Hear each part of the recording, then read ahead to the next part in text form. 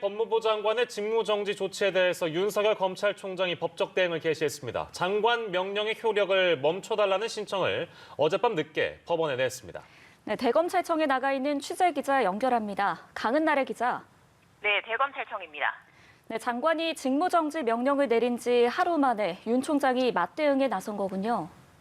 네, 그렇습니다. 어제 윤석열 총장은 추미애 장관이 내린 직무정지 조치의 효력을 일단 멈춰달라며 법원에 집행정지 신청을 했습니다. 전자소송 인터넷 접수를 통해서 서울 행정법원에 밤 10시 반쯤 신청을 냈습니다. 본안 소송인 직무정지 처분 자체를 취소해달라는 행정소송도 오늘 중 제기할 예정입니다. 직무가 정지된 윤 총장은 어제 출근하지 않고 자택에 머물며 소송을 준비한 걸로 알려졌습니다. 변호인으로는 판사와 검사 출신 변호인 각각 1명씩 모두 2명을 선임했습니다. 윤 총장의 변호인은 추 장관이 직무정지 조치의 근거로 내세운 6개의 사유가 사실과 다르다며 특히 재판부 불법 사찰 의혹은 크게 왜곡돼 있다고 밝혔습니다. 네, 검찰 내부 분위기도 궁금한데 평검사들을 중심으로 집단 반발 움직임이 이어지고 있다고요? 네, 그렇습니다. 대검 소속 평검사인 검찰연구관 30여 명이 어제 단체로 성명을 냈습니다. 절차와 과정이 수긍하기 어렵다면서 총장 직무정지 처분은 위법하고 부당하니 재고해달라고 추 장관에게 호소했습니다. 일선 검찰청에서는 7년 만에 평검사 회의가 열렸습니다. 어제 몇 군데에서 이미 회의가 진행됐고 오늘도 10여 곳에서 이어질 것으로 보입니다. 부산지검 동부지청 평검사들은 진상 확인 전에 총장 직무를 정지시킨 이유를 납득하기 어렵다면서 단체로 입장을 밝히기도 했습니다. 네, 그런가 하면 추 장관은 어제 감찰 지시를 또 내놨죠.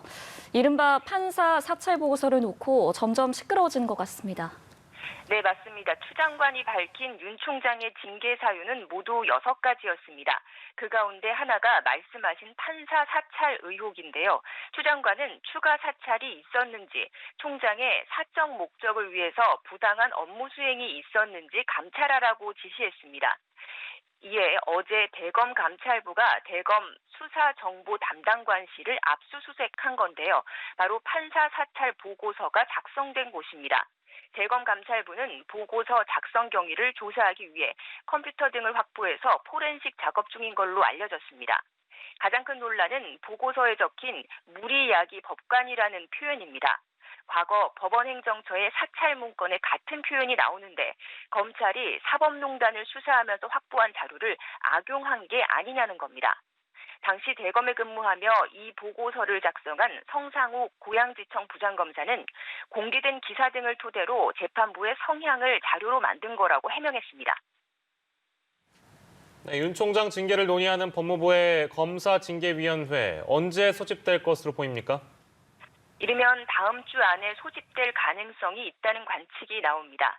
징계위는 장관 외 차관 그리고 장관이 위촉한 검사와 외부위원 5명 등 모두 7명으로 구성됩니다. 과반 찬성으로 징계를 의결하는데 위원 대부분을 추 장관이 정할 수 있기 때문에 윤 총장이 기피 신청을 낼 가능성이 있습니다. 징계위가 감봉 이상을 의결하게 되면 장관 제청으로 최종 징계 결정은 대통령이 내립니다. 지금까지 대검찰청에서 전해드렸습니다.